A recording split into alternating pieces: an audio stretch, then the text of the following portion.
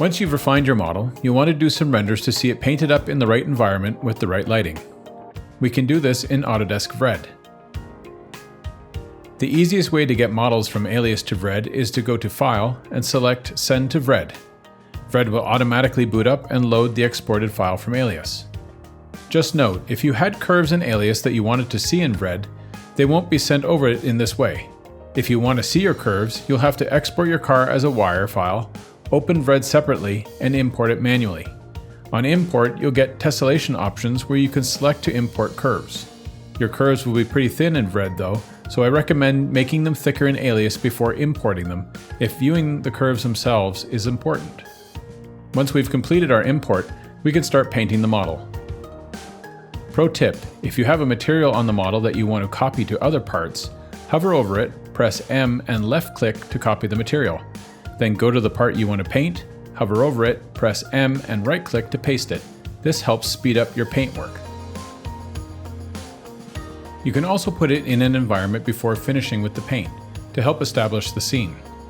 Do a substantial portion of the color in the default studio environment, and then find an environment that complements the materials.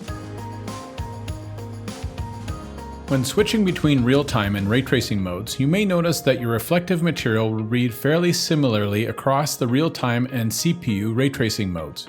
However, materials tend to look a little bit different when using GPU ray tracing mode. For instance, the silver car body reads much darker in this scene when the GPU ray tracing rather than CPU ray tracing. At this point, you can go in and make some viewpoint and Vsets. These are both helpful for you and the designer to be able to quickly toggle between different environments and paint scenarios.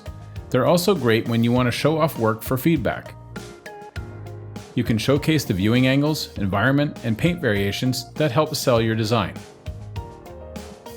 Another way to increase design appeal is to make the car look more realistic by setting up lights to mimic the environment and by baking lights and shadows into the model. Set up your lights through the light editor found under the Scene tab, and bake your lights and shadows through Bake Lights and Shadows found under the Scene tab. Two quick notes about setting up your lighting environment. First, lights that you set up in real-time mode with high intensity tend to look much brighter in ray tracing modes. Second, your model will need UVs to bake light and shadow properly. NURBS and Alias Sub-D's models inherently have UVs.